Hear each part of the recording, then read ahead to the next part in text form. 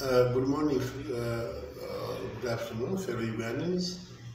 My name is Nkonge Kibalama, the former president of NUP.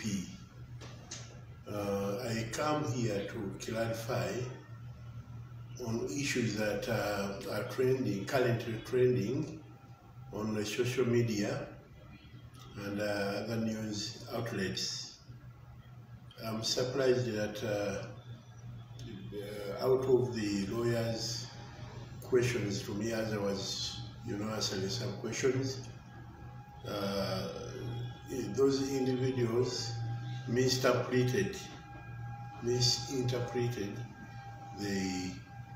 fact that I met the CDF of the Republic of Uganda and David Muhoozi, and I would like to clarify on the same subject of my meeting with the General Muhoozi.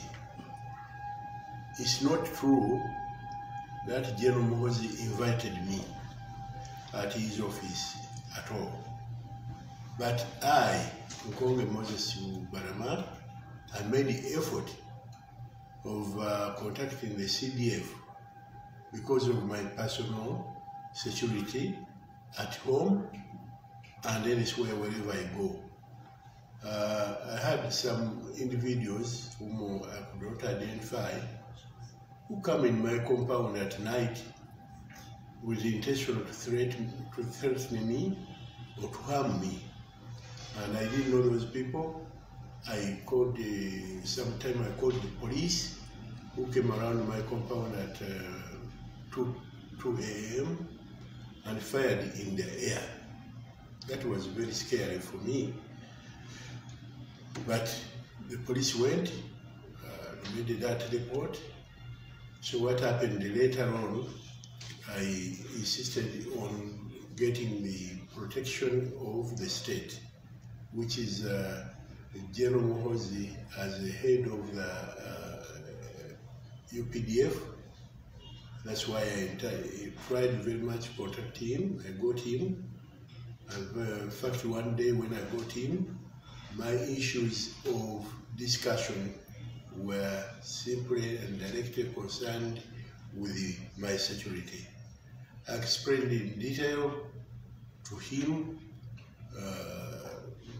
threats that I was facing, matters that I was going through every day on a daily basis.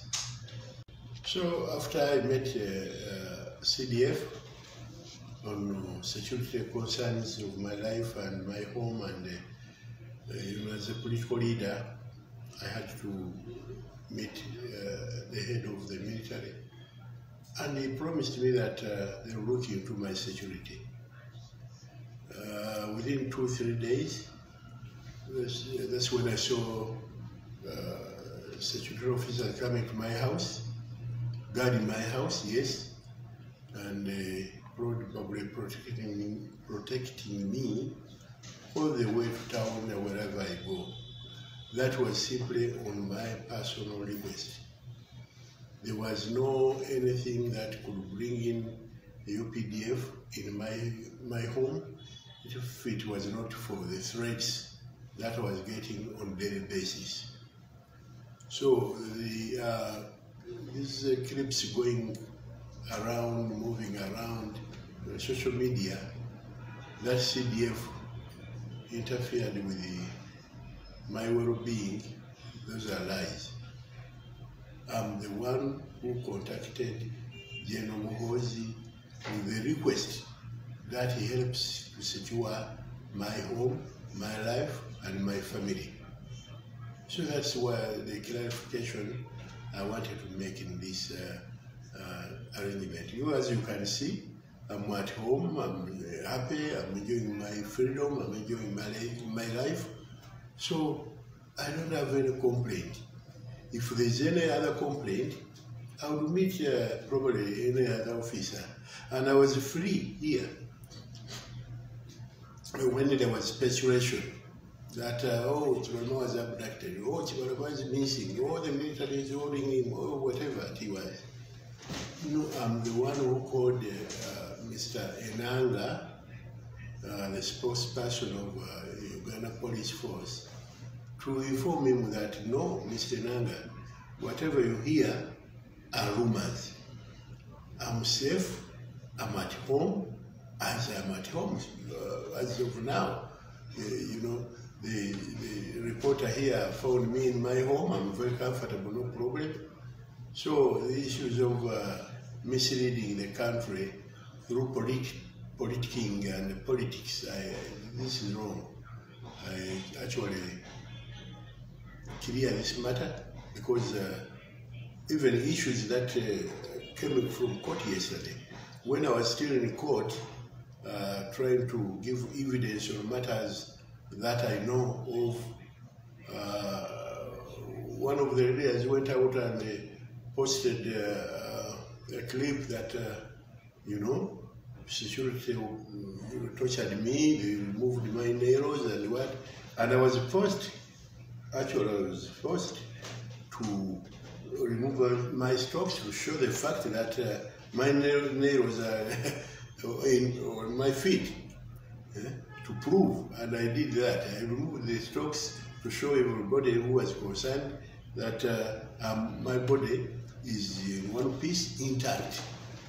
So the kind of politics that people are playing over the social media, I think some of these things should be neglected and totally left out, because there's nothing, no threats at all.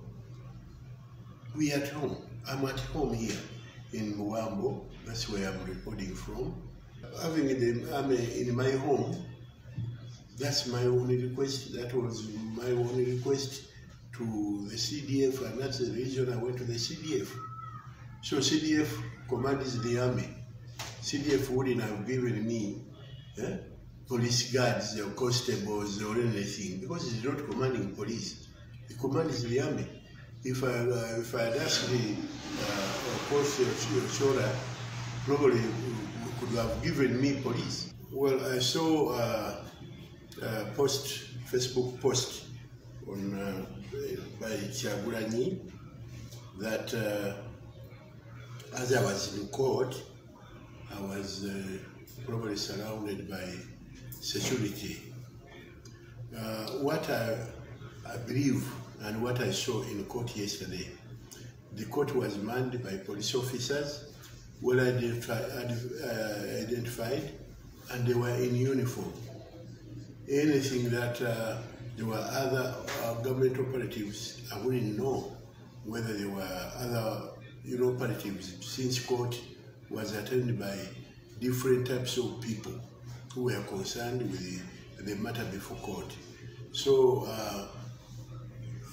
I deny any knowledge, because I didn't see any kind of operative inside the court. But what I saw were members of NUP who were seated. There were many seated in that court, and eventually many women and men who had an interest in hearing court matters.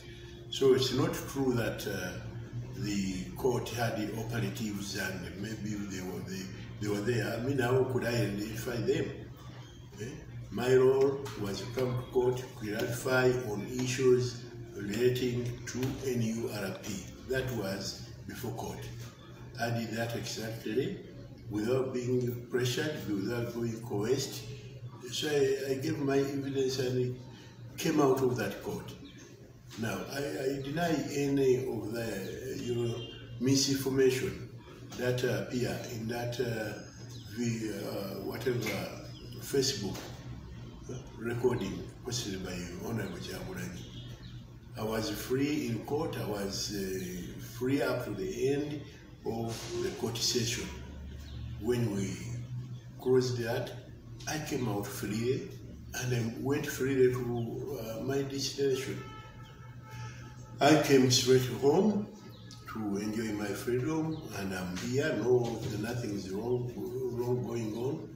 So the issue of having been surrounded in court by operatives or anything like that, that's really unknown to me.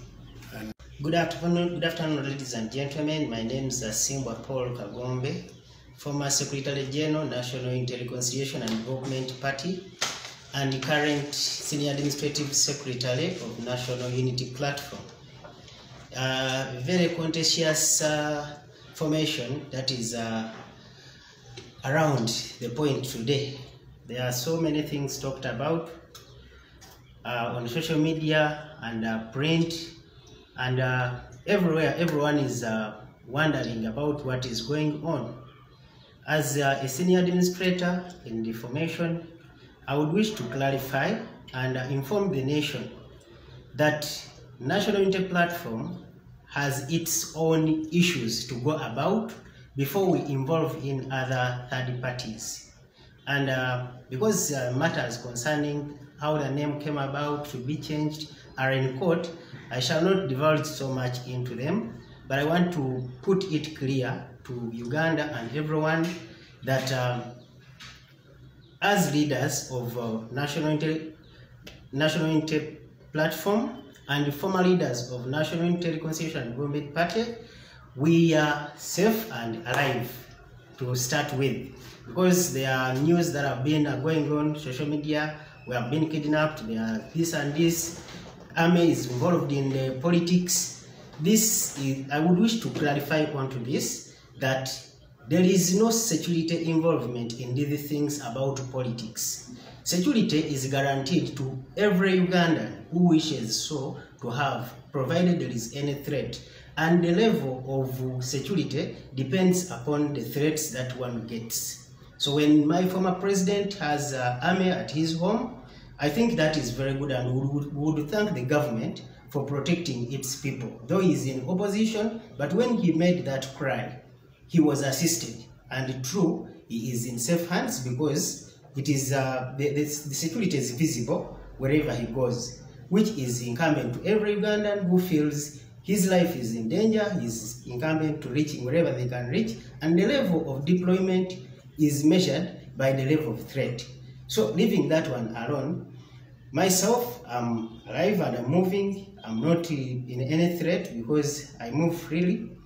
And issues to do with mixing up things would be really taken up mpola mpola. You know, we don't have to rush them. We don't need to misinform Ugandans about our internal small things and make them so big to create news on social media and the print media. Issues regarding National Unity Platform should be settled internally, if at all there are mechanisms and possibilities of sorting them out. But according to me, as the Senior Administrative Secretary, and having followed how things emanated from change of name and up to today, I believe a lot is desired to be done, because there is no cohesion internally. Administratively, the structures have not been built, and you know, we are jumping onto big things and also attaching everyone to gain sympathy, which wouldn't be good. To me, my advice to my other players in the game is to think of coming back home, see how things can be put right, if anyway they can be put right, because according to me, and the agreements that we are engaged in before assimilating people power into National Unity Platform, they deviated from everything that we agreed about. And I say this with a lot of confidence, being the Senior Administrative Secretary, that nothing is followed as regards to the constitution of the party. These people just sit, 3 of them, 4 of them, decide on to certain things, which certain things do not bring value to Ugandans, and the way things are done is not really how we thought things would be going. Because when these guys came to us, we thought for them they were going to bring in breath, because we are at a low profile. But having run the party from 2004 to 2020, when they joined us, you can see the mess that they have put in the party. There is a lot of kavuyo, there is no single office where you can go and present your case and it is heard. I, being the senior administrative secretary, have not actually participated in my office. By virtue of my office being at the helm of the leadership of the party, because I'm the secretary to the executive board, which is the highest board with authority to decide the party direction. And there has never been a meeting convened to direct the party about how the business is supposed to be conducted. And then you claim tomorrow that you formed an election management body to conduct to prepare for an election that is due to come in 2021, when internally yourselves you can't even compose your administrative committee to come up with such guidelines and bring the party to the line. To me, I believe there is something that is lacking, and that something that is lacking is bent onto people thinking about themselves. Because when you look at the formation itself, everything rotates around 3 people. Where there is no Louis Nkonge, there is no party. Where there is no Bobi Wine, things are not going to move. Where are the rest of us? What participation are we supposed to make according to how we agreed? So to me, I believe Ugandans need to take it cautiously. They need to tread into these things mpola mpola, so that we don't at the end of the day knock onto the wall. Because these young men are looking at their own plans of, I don't know, because if we are looking at being democratic and you don't have internal democracy within yourselves, just look at the processes of vetting candidates already in an infiltrated kind of setup. So you only see there is nothing that they are aiming at other than misleading Ugandans into things that only benefit them. Because we needed to sit down, compose the party, go by the constitution of the party to achieve the objectives to why the party was formed. But if without doing all these things, we are going to talk about certain things to hoodwink Ugandans and assume that the ruling government is witch hunting an individual, because the party is bigger than an individual, and if the party is not well organized, then an individual can't really do much. So this is what Ugandans need to understand today. We need to calm down. We need to follow things the right way, other than going by the waves of the media, the social media. These are clips, these are videos, these things. Anybody is free to say anything. But before you get the truth and to the bottom of the truth, then it is very difficult to disseminate the right information to Ugandans, which would be the most prudent thing to do. So in this regard, I believe a lot is still desired to be done. There is no truth in whatever these people are saying, because if I may really tell you, Mr. Kibalama, the founder of the party, the person who gave in the party, it is very good. Bobi Wine himself and the team says they didn't buy the party. Well and good. He says and clarifies it, he didn't sell the party. Then what was this that they talked about to form the merger? There must have been certain agreements, though gentlemanly, but we needed to move along the line to get to where we wanted all to go.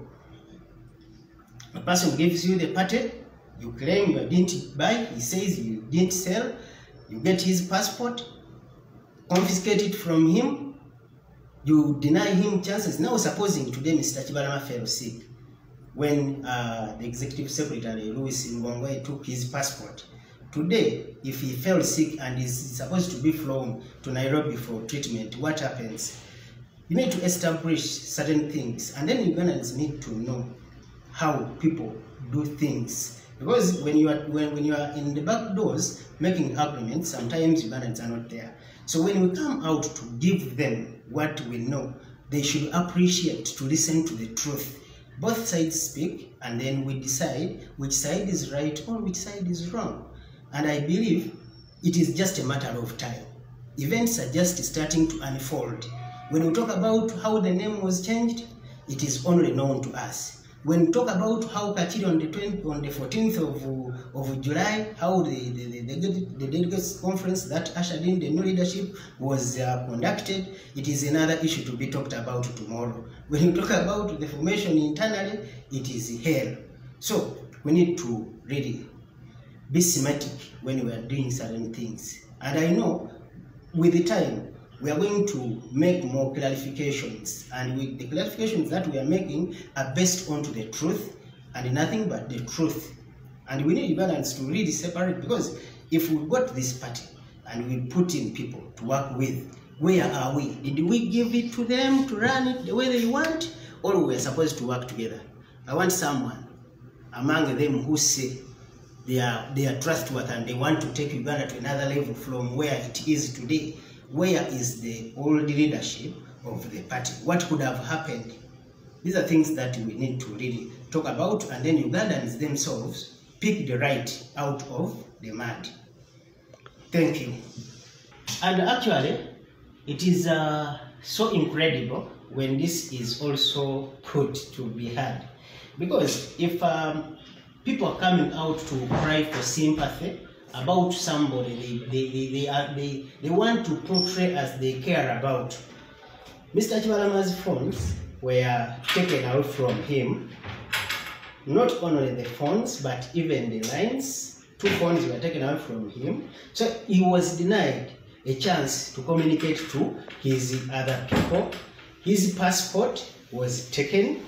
I mean, if we are talking about our captivity, how do we measure this kind of impunity in terms of captivity? Because he can't walk out of the country, neither can he communicate to anybody because his phones were taken. And you know, somebody comes and takes your communication gadgets away from you. What could be the intention in this?